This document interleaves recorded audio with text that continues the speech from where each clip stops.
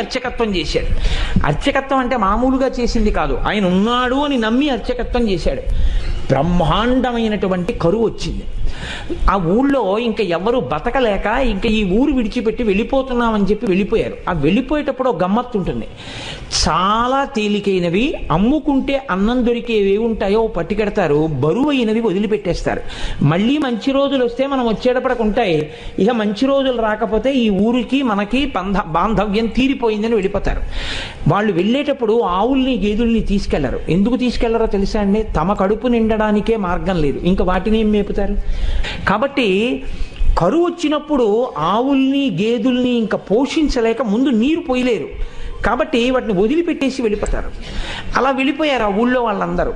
ఈ శివాలయంలో అర్చకుడు అన్నారు, నువ్వు కూడా వచ్చేసేయి మాతో అన్నారు. అంటే ఆయన అన్నాడు, నేను వెళ్ళిపోతే శివుడికి అన్నం ఎవరు పెడతారన్నాడు. ఇది భక్తి అంటే. అందరూ